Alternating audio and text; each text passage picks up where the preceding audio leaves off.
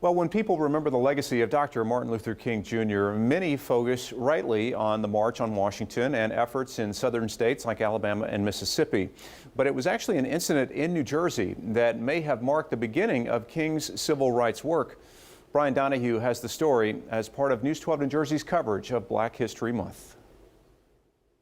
You know, I come up these steps and I think about Dr. King, you know, and Walter McCall right on these steps here. Pastor Amir Khan stands on the steps of the dilapidated Camden home that the Reverend Martin Luther King Jr. listed as his address in police reports from one of the most seminal yet nearly forgotten moments of his civil rights career. On June 12, 1950, King, then a student at Crozer Theological Seminary in Pennsylvania, and fellow seminarian Walter McCall and their two dates, Pearl Smith, the Philadelphia police officer, and Doris Wilson, sat down inside Mary's Café, a restaurant in Maple Shade just outside Camden.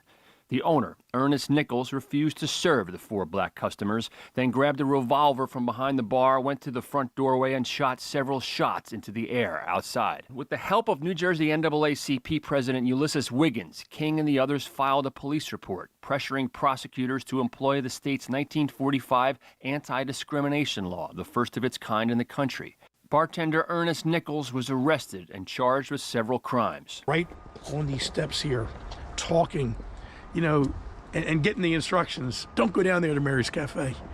And right here on these steps is when Martin looks right back with boldness and authority and says that's the reason why we should go there, so we can go anywhere.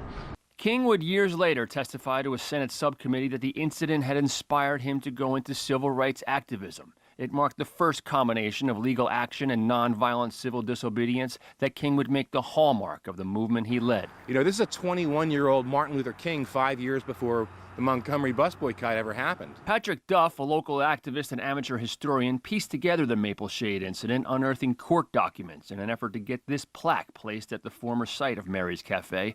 He'd like to see it made into a park with a more substantial monument. I'm a civil rights activist, and I could not believe that I did not know that, being that I grew up 2 towns from here. Khan heads a nonprofit that last year bought the Camden house with hopes of turning it into a museum.